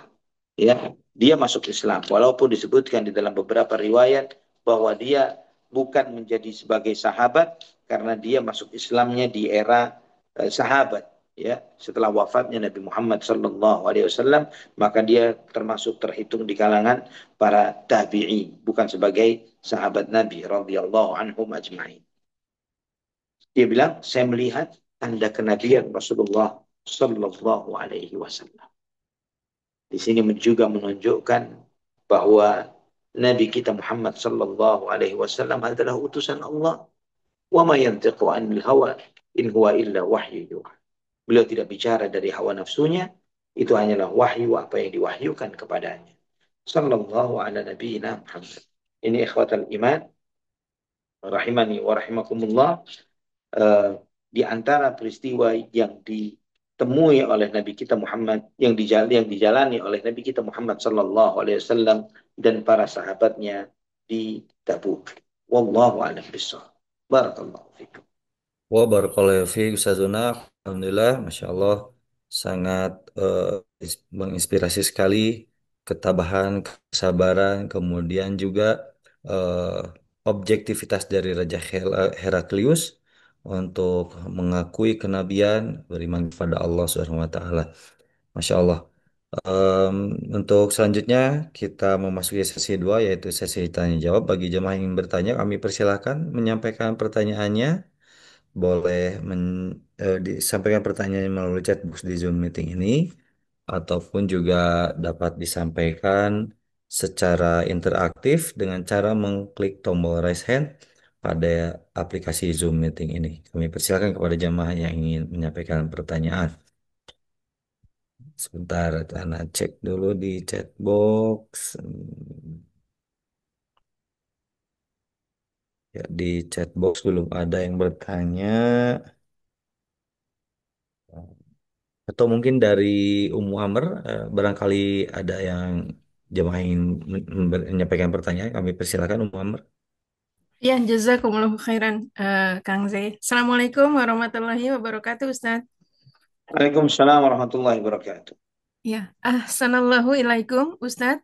Ada Waalaikumsalam. yang memohon pencerahan Nah, eh, terkait dengan kabar atau yang pernah didapat bahwa Allah Subhanahu wa taala juga mengabulkan doa orang kafir yang meminta kebaikan. Pastinya kebaikan untuk di akhirat, di dunia. Apakah itu bisa kita jadikan jawaban dari anggota keluarga dan apakah ada dalilnya Ustadz? Jazakumullahu khairan. barakallahu fiik.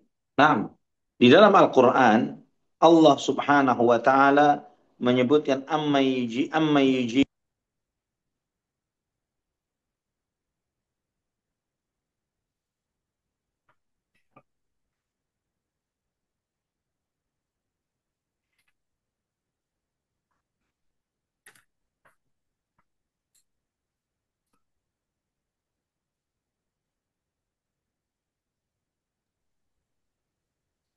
Afwan Kang Zai, suara Ustadz Nge-freeze ya freezing ya? videonya. Iya, nge-freeze. Freezing ya. Iya. Nah, Afwan Ustaz, tadi cek, eh, gambarnya cek. freezing Ustaz. Ya, Ya, Sekarang, sudah terdengar lagi. sekarang sudah Allah ibarik sudah fiik. terdengar Ustaz. Ya, jawabannya ada di dalam Al-Quran, surat An-Naml ayat 62. Amma yujibul muttarra idza da'ahu wa yakshifu su'a wa ja'alakum khulafa'al ard a ilahum ma'allah qalilan ma tadhakkarun. Allah menyampaikan, apakah siapakah yang mengabulkan doa orang yang terdesak? Ya, ketika orang itu terdesak dan dia memohon dan mengingkap segala masalah yang sedang dihadapi. Apakah ada Tuhan lain selain Allah Subhanahu wa taala? Di sini Allah Subhanahu wa taala mengajukan pertanyaan kepada orang-orang musyrikin yang mereka ini bermunajat di dalam doa-doa mereka. Yang mungkin di dalam munajat-munajat itu mereka bermunajat kepada selain Allah Subhanahu wa taala. Tapi Allah bertanya, ketika kalian di dalam kondisi yang terdesak, ketika kalian mengalami kesusahan, ketika kalian mengalami, siapa yang mengabulkan permohonan kalian? Yang menyingkap musibah dan masalah. Karena selain Allah tidak bisa mengabulkan doa. Selain Allah tidak bisa mengabulkan doa. Siapa yang bisa mengabulkan doa? Nabi Isa alaihissalam atau nama-nama yang lain. Mereka tidak sanggup untuk itu. Hanya Allah subhanahu wa ta'ala dengan rahmannya yang maha luas rahmatnya kepada alam semesta ini terhadap orang-orang kafir yang ada di muka bumi ini, termasuk terhadap mereka, di mana mereka ini dikabulkan doanya oleh Allah Subhanahu wa taala, terutama ketika mereka berdoa dengan sangat dan sungguh-sungguh di dalam kondisi-kondisi sulit dan susahnya mereka. Mereka memohon, Allah Subhanahu wa taala memberikan untuk mereka semua kebaikan dunia yang mereka harapkan. Ya, karena Allah Subhanahu wa taala Maha Rahman, yang maha luas pemberiannya kepada alam semesta. Wallahu a'lam bishawab. Iya Ustadz, jazakumullahu khairan. Pertanyaan selanjutnya Ustadz. Nah, Assalamualaikum warahmatullahi wabarakatuh. Ustadz mohon Waalaikumsalam. nasihatnya, apabila ada orang masuk Islam dan ingin menikah, dan dalam hal Ya. ini laki-laki yang masuk Islam, dan Hmm. prosesinya bagaimana menurut Ustadz sebaiknya?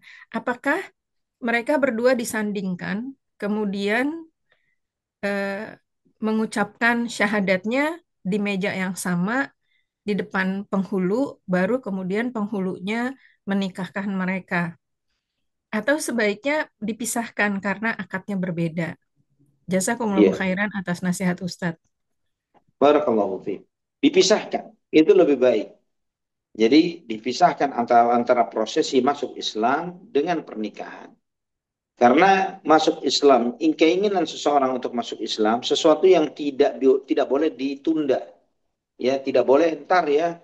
Nanti syahadatnya barengan aja dengan waktu mau akad nikah. Nggak boleh seperti itu. Niat masuk Islam malam ini disyahadatkan. Mau nikahnya bulan depan, ya bulan depan lain cerita lagi. Tapi ketika dia ingin masuk Islam harus disegerakan, tidak boleh ditunda. Karena tidak ada jaminan seseorang itu akan sampai usianya pada fase pernikahan. Itu di tangan Allah Subhanahu wa taala. Maka tidak boleh menunda keinginan seseorang yang ingin syahadat untuk memeluk dinul Islam. Segerakan dia untuk syahadat masuk Islam. Untuk urusan pernikahan, maka itu dibedakan saja. Allah a'lam bishawab. Iya, Ustadz. Ustadz, ini ada sambungannya. Bagaimana kalau ada pernyataan seperti ini, Ustadz? Ya sudah, saya masuk Islam, saya nanti aja syahadatnya pas akad nikah. Apakah itu bisa menandakan sebenarnya dia nggak mau masuk Islam, tapi karena mau nikah, jadi wajib masuk Islam dan mengucapkan syahadat pada saat akad nikah? Jazakumullahu khairan, Ustaz. Wah, jazakallah. Nah, kita tidak perlu memberikan penilaian tentang niat seseorang. Itu wallahu alam antara dia dengan Allah Subhanahu wa taala. Tapi yang perlu disampaikan kepada yang bersangkutan adalah terkait dengan bahwa syahadat tidak bisa dibegitukan. Syahadat dengan pernikahan dua hal yang berbeda. Kalau kamu mau syahadat, syahadat saja dulu. Nanti waktu nikah lain lagi ceritanya. Ya, kamu harus syahadat saja segera dan pelajari Islam, amalkan ajaran Islam, dan kemudian nanti dengan berjalannya waktu sambil berjalan nanti terjadi pernikahan. Seperti itu yang harusnya disampaikan.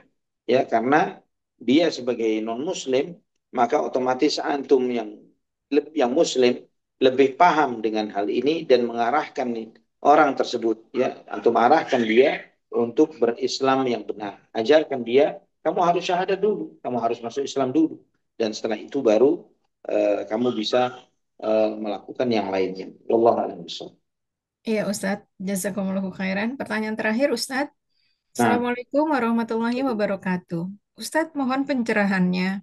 Saya punya anak perempuan yang Masya Allah sebenarnya akhlaknya baik. Dia nurut sama orang tua dan tidak macam-macam.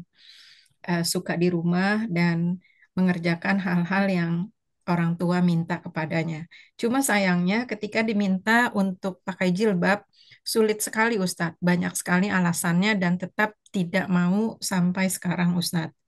Apakah ini termasuk kesalahan orang tua, Ustadz? Misalnya, mungkin ada harta-harta haram yang kami atau suami saya hmm. bawa pulang, memberi makan untuk keluarga. Atau bagaimana nasihat Ustadz mengalami kondisi seperti ini? Jazakumullahu khairan, Ustadz. Nah, wallahu a'lam bishawab. Usaha orang tua untuk terus memberikan nasihat agar anaknya memakai jilbab adalah usaha yang harus terus dilakukan tanpa berhenti. Artinya tanpa putus asa. Berusaha mendoakannya, menasehatinya dengan cara yang ma'ruf sesuai dengan umur dan usianya, dimengertikan kepada dia bahwa Allah Subhanahu wa taala yang memerintahkan kepadanya untuk berjilbab ini adalah sebagai bentuk rahman dan rahimnya Allah kepada dia. Bahwa dengan itu Allah menjaga hamba itu, menjaga seorang muslimah tidak mudah diganggu, lebih terhormat, bahwa dia lebih anggun dengan tampilan jilbabnya, dan kemudian dibawa kepada komunitas-komunitas itu. Ya, dibawa kepada komunitas-komunitas muslimah yang berhijab, sehingga itu akan semakin memberikan motivasi kepada ukti ini untuk bisa memakai hijabnya. Wallah a'lam bishawab. Jadi ikhtiar itu terus dia lakukan. Dan upaya artinya orang tua tidak perlu dia bertanya apakah ini karena faktor ini atau faktor itu, karena ini menjadi PR yang menjadi PR bagi orang tuanya untuk terus menasihati dengan cara yang ma'ruf agar putri mereka ini mau berhijab. Wallah a'lam bishawab. Iya, Ustadz. Jazakumullahu khairan. Satu lagi boleh, Ustadz? Afwan. Boleh, silakan. Ya. Assalamualaikum warahmatullahi wabarakatuh. Semoga Allah Subhanahu wa taala melindungi Ustadz dan keluarga dimanapun berada. Amin. Ustadz, bagaimana seorang istri bersikap kepada suaminya yang suaminya ini pemarah dan dia jauh dengan anak-anak? Si istri ingin memberikan masukan tanpa mendikte karena takutnya dia marah untuk lebih dekat kepada anak-anak, mengingat anak-anak Hmm. sudah besar. Jazakumullahu Hmm. khairan atas nasihat Ustadz. Iya. Memang di antara karakter atau sifat yang sangat buruk yang ada pada sebagian keluarga adalah sifat temperamen dan emosional. Ini menyebabkan seseorang itu jauh dari keluarganya, menghilangkan keberkahan di dalam rumah tangga, menghilangkan bahkan membuat keberadaan seseorang itu tidak nyaman di dalam sebuah rumah tangga. Maka ini pembelajaran bagi setiap kepala rumah tangga, terutama para bapak, para suami, untuk lebih melatih akhlak mereka untuk terus menjadi lebih baik sehingga keberadaan mereka itu dirindukan, kepergian mereka ditangisi, ya supaya dan itu sebagaimana kata Imam Malik bin Anas bahwa akhlak yang baik itu mendatangkan keberkahan di dalam rumah tangga, melapangkan rezeki, ya, memberikan kemudahan-kemudahan dari Allah Subhanahu wa taala, memanjangkan usia, ya, menambahkan itu di antara hal-hal berkah bagi seseorang yang berakhlak mulia. Namun siapapun kita, kita tidak akan bisa merubah sikap dan perangai seseorang dari maunya diri kita sendiri. Ya, karena perubahan perangai itu dari Allah Subhanahu wa taala, kemudian dari Allah Subhanahu wa taala, kemudian dari keinginan orang tersebut. Ketika orang itu mau berubah, maka Allah Subhanahu wa taala akan merubahnya. Ketika seorang itu tidak mau berubah, maka kita tidak akan bisa merubah orang tersebut. Mungkin yang bisa dilakukan adalah misalnya sang istri menyampaikan pesan ini dengan lebih baik di momen yang mungkin momen kebersamaan berdua dengan suaminya tanpa kehadiran anak-anak dan yang lain sebagainya, menyampaikan pesan-pesan itu bahwa keinginan beliau, keinginan sang istri adalah agar sang ayah lebih dekat dengan anak-anaknya, lebih terbuka, lebih bisa menerima curhatan dari mereka, lebih diharapkan keberadaannya. Maka yang seperti ini disampaikan kepada suaminya di saat berduaan, ya, bukan di depan rumah keluarga yang lainnya, bukan di depan anak dan lain sebagainya, dengan harapan supaya ada momen di mana sang suami menerima nasihat itu tanpa harus ada perasaan bahwa dia sedang dihujat atau diserang. Allah a'lam bishawab. Allah a'lam bishawab. Baik. Iya, mungkin itu pertanyaan terakhir dari Umu Amr. Selanjutnya di sini sudah ada yang bertanya melalui chat box dari salah satu jamaah. Bismillahirrahmanirrahim. Afwan izin bertanya Ustadz, bagaimana cara menghadapi ahli filsafat dengan pandangan dan pertanyaan-pertanyaan yang seringkali menyelisih apa yang kita percayai dalam Islam. Misalnya, kenapa kamu percaya Tuhan itu ada, padahal tidak ada bukti atau wujud yang dapat kita saksikan secara nyata. Dan pertanyaan-pertanyaan lainnya, Ustaz. Mohon pencerahannya, jazakallahu khairan. Ya, insya Allah. Sebetulnya, sebetulnya apa yang ada di dalam Al-Quran dan Sunnah lebih lebih sudah lebih dari cukup untuk menjelaskan hal ini. Ya, bahwa tidak seperti pertanyaan tadi misalnya. Tidak adanya wujud yang bisa diakses oleh seseorang bukan berarti menjadi sebuah alasan bahwa hal itu tidak ada. Dalam salah satu cabang ilmu filsafat yaitu epistemologi, yaitu ilmu tentang filsafat ilmu pengetahuan. Di sana dipelajari tentang sumber-sumber informasi atau sumber-sumber ilmu. Dari mana ilmu itu diraih? Apakah ilmu itu diraih dengan sesuatu yang harus terakses dan diketahui oleh indera seseorang? Maka itu adalah aliran materialisme. Ya, aliran materialisme, mereka beranggapan bahwa sesuatu yang berwujud materi lah yang bisa diyakini. Ketika tidak ada wujud materinya, maka itu tidak bisa diterima. Dan ini sesungguhnya salah satu aliran yang juga sangat kontradiktif dan banyak ditentang oleh para filosof yang lainnya.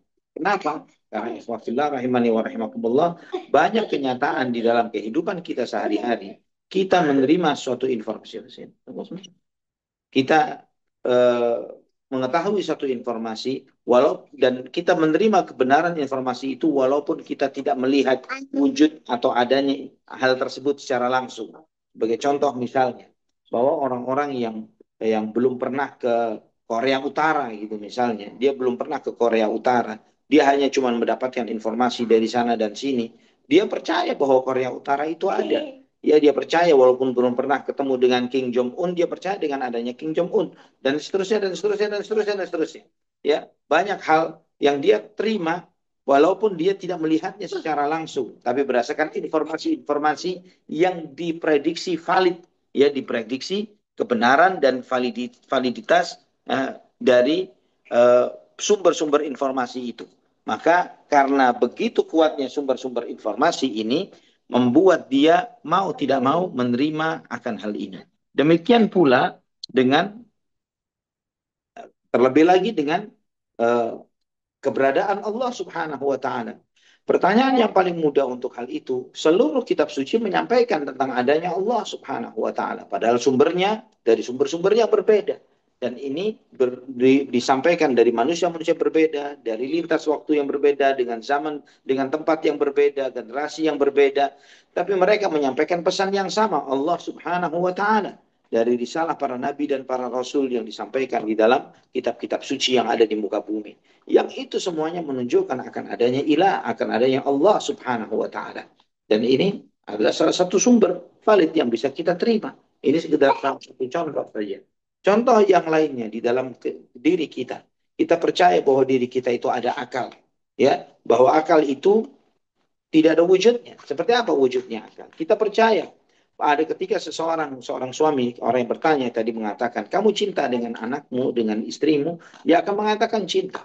Maka seorang materialisme, mereka akan mengatakan, saya tidak percaya dengan klaimmu, kamu mengatakan dirimu cinta. Kenapa tidak percaya? Karena kamu tidak bisa menunjukkan wujud cinta itu di hadapanku. Saya tidak bisa melihat dan merabanya, atau menciumnya, atau merasakannya. Maka saya anggap bahwa itu tidak ada. Itu hanya bullshit, itu hanya anak omong kosong ketika kamu mengatakan cinta kepada pasangan atau kepada anak, karena itu sesuatu yang tidak kasat mata. Yang seperti ini, ikhwatal iman rahimani wa rahimakumullah, adalah menunjukkan bahwa begitu primitifnya ilmu filsafat. Dan hal ini sudah sangat dalam disanggah oleh para ulama-ulama kaum muslimin, di antaranya Syekhul Islam Ibn Taimiyah rahimahullah, di dalam beberapa risalah beliau. Dan saran ana pribadi bahwa orang-orang filsafat itu mereka akan berjalan di tempat dan mereka akan kembali di tempat yang sama setelah perjalanan jauh mereka. Itu yang dialami oleh seluruh filosof, yang dialami oleh banyak tokoh filsafat yang mereka mengalami hal yang seperti itu. Maka yang beruntung, kata Syekhul Islam Ibn Taimiyah, adalah ketika seseorang itu mempelajari filsafat sampai ke dasarnya. Dia beruntung.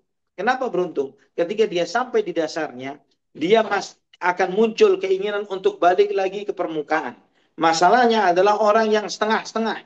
Yang setengah-setengah filosof ini, yang mereka kemudian belum tahu dasar dan akhir dari sebuah ilmu, dari ilmu filsafat ini, kemudian akhirnya dia merasa dirinya paling filosof, padahal kita melihat, kita membaca bagaimana perjalanan hidup seperti Abul Ma'ali Al-Juwaini, ya, terus kemudian Fakhruddin Ar-Razi, Ibnu Rushd, dan banyak lagi yang lainnya, para tokoh-tokoh filosof dari kalangan filosof Islam, yang kemudian di akhir hayatnya mereka menyesali pembelajaran mereka, dan kemudian mereka pun mengatakan bahwa kebenaran itu hanyalah apa yang disampaikan di dalam Al-Quran dan Sunnah Nabi Shallallahu Alaihi Wasallam. Wallahu a'lam bishawab. Masya Allah, la haula wala quwata illa billah. Baik, selanjutnya di sini masih ada pertanyaan di melalui chat box dari seorang ikhwan. Assalamualaikum warahmatullahi wabarakatuh, Ustaz. Assalamualaikum warahmatullahi wabarakatuh. Ingin bertanya bagaimana cara menasihati orang tua yang keras kepala agar menasihati tersebut dengan cara yang baik tanpa merendahkan mereka. Demikian Ustaz pertanyaannya, mohon nasihatnya Ustaz. Barakallahu fiik, akhi. Bahwa yang pertama yang antum perlu apa namanya kita tanamkan ke dalam diri kita adalah untuk beradab dengan orang tua kita. Jadi melebeli orang tua dengan keras kepala ini adalah kurang adab, ya, artinya sesuatu yang walaupun kenyataannya memang mungkin menjadi kenyataan benar seperti itu, tapi adab seorang anak terhadap orang tuanya, dia tidak boleh melebeli yang seperti itu, tapi dia jadikan ini sebagai salah satu sarana ajang dia untuk berdakwah di jalan Allah dengan cara yang hikmah dan juga berdoa memohon kepada Allah Subhanahu wa taala. Jangan sampai muncul statement ini apalagi tersampaikan langsung kepada yang bersangkutan. Ya, sebaiknya pilih kata-kata yang lebih baik untuk orang tua antum. Dan kemudian yang berikutnya bahwa nasihat itu tidak harus datang dari kita. Bisa jadi nasihat itu dari sumber-sumber yang berbeda. Ada seorang teman menceritakan ke Ana misalnya bahwa dia berusaha sedemikian rupa untuk menasehati orang tuanya, untuk menyampaikan pesan, menyampaikan ini, menyampaikan, tapi ternyata semua itu tidak nyampe ke orang tuanya tersebut. Tapi kemudian dia berinisiatif bagaimana orang tuanya itu supaya bisa mengakses televisi-televisi dakwah atau radio-radio dakwah, maka dipasangkanlah parabola di rumah orang tua tersebut, disettingkanlah televisinya, sehingga pindah dari channel ke channel itu adalah channel-channel dakwah. Maka setelah sekian lama ternyata kemudian orang tuanya itu tercerahkan dengan apa yang biasa dia simak, biasa dia dengar, biasa dia akses dari nasihat-nasihat yang dia dengar dari televisi-televisi atau dari radio-radio dakwah itu. Ini salah satu contoh saja. Jadi bahwa peran nasihat dari antum, dari kita semuanya tidak harus keluar dari diri kita, ya. Yang kita harapkan adalah hidayah untuk orang tua kita. Itu yang antum harapkan, hidayah untuk orang tua antum. Ya, apakah hidayah itu melalui antum atau melalui orang lain atau melalui media, melalui ini, melalui itu yang antum harus perkaya. Bagaimana supaya sumber-sumber hidayah itu dekat dengan beliau, yang insya Allah dengan itu salah satunya akan sampai ke dalam hatinya dan Allah membukakan hati beliau. Wallahu a'lam bishawab. Baik, syukur jazakallahu khairan Ustaz Adi atas nasihatnya. Dan pertanyaan dari Ikhwan tadi merupakan pertanyaan terakhir di kajian malam hari ini dan rupanya tidak ada lagi yang resen untuk menyampaikan pertanyaan. Sebelum dipungkas kajian pada malam hari ini, untuk selanjutnya mungkin eh, akan penyampaian dari Ustadz akhir kalam di kajian pada malam hari ini. Nah, ikhwatal iman rahimani wa rahimakumullah. Kita alhamdulillah melakukan perjalanan kajian sirah ini sudah sedemikian lama ya, sejak pandemi ya, sampai saat ini. Kita berusaha untuk setiap waktu, setiap Senin malam ini kita mengkaji sirah Nabi kita Muhammad sallallahu alaihi wasallam. Sampai dari sejak kajian sirah itu kita mulai pembahasannya dari tentang pembahasan kenapa pentingnya mengkaji sirah, dan kemudian kita masuk ke dalam materi sirah ini sampai sekarang berlanjut sampai di kajian di tahun ke-9 kenabian. Dan ini perjalanan bukanlah perjalanan yang singkat, bukan perjalanan yang pendek. Kita bersyukur kepada Allah Subhanahu wa taala bahwa kita tidak butuh momentum tertentu untuk diingatkan tentang diri beliau sallallahu alaihi wasallam. Kita tidak membutuhkan untuk seremonial-seremonial tertentu yang menyelisihi sunnah, menyelisihi warisan beliau sallallahu alaihi wasallam. Kita mencukupkan dengan mempelajari sirah, semakin mendalami, semakin mengetahui kehebatan dan kebesaran sosok beliau sallallahu alaihi wasallam sebagai hamba dan utusan Allah Subhanahu wa taala. Dan kita berharap tidak perlu lagi, semoga ini menjadi sebuah pembuktian tulus dan jujur dari diri kita kepada Allah Subhanahu wa taala akan kecintaan kita kepada Nabi kita Muhammad sallallahu alaihi wasallam.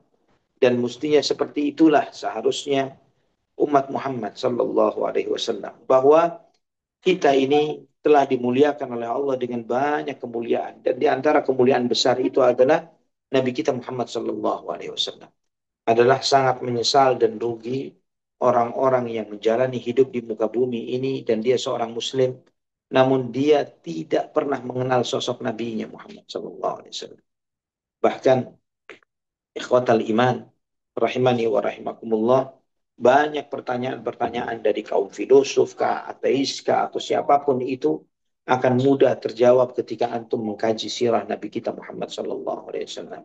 Karena keberadaan beliau, kebenaran beliau, kehidupan beliau salah satu mukjizat yang tidak akan mungkin bisa disanggah. Bagaimana mungkin seseorang yang ummi, yang buta huruf dari lahirnya sampai wafatnya, walaupun surat-surat ini pun membuktikan akan hal itu. surat-surat Nabi kita Muhammad SAW, bagaimana beliau memerintahkan kepada sahabatnya untuk membacakannya, itu menunjukkan bahwa beliau adalah ummi. Beliau tetap buta huruf sampai akhir hayatnya. Namun dengan itu, dengan kehebatan, keluar biasaan syariat yang sangat agung dan mulia ini, ya semua janji-janji benar yang beliau sampaikan, atas dasar apa kita tidak percaya dengan adanya Allah yang telah mengutus Rasulullah Sallallahu Alaihi Wasallam, memberikan pertolongan dan kemenangan kepada beliau. Ini semuanya menjadi hujah yang paling besar untuk menghabisi logika-logika sesat dan nyeleneh dari orang-orang ateis, kaum filosof dan yang semisalnya, adalah sirah perjalanan hidup Nabi kita Muhammad sallallahu alaihi wasallam. Wallahu taala ala wa alam bisawab. Barakallahu fikum. Nanti terkait dengan materi yang akan datang, insya Allah mungkin Anda bisa informasikan kepada panitia setelah Anda mencoba melihat beberapa judul yang tepat untuk itu. Barakallahu Baik. fikum. Taib barakallahu fiik, Masya Allah, dan benar sekali Ustadz. Dan dengan mengkaji sirah ini, insya Allah kita akan dapat menjawab satu demi satu keraguan-keraguan, apalagi orang-orang yang ateis sekalipun, ataupun juga orientalis-orientalis yang meragukan tentang keislaman. Dan insya Allah, atas izin Allah, jika mereka itu objektif dan mau membaca, insya Allah perlahan demi perlahan mereka pun akan kembali ke dalam Islam. Sudah banyak kaum-kaum orientalis, orang-orang sekuler, bahkan orang ateis sekalipun yang membenci Islam, ketika mereka membaca Al-Quran, membaca sirah Nabi, mereka tertunduk dan kembali kepada pangkuan Islam.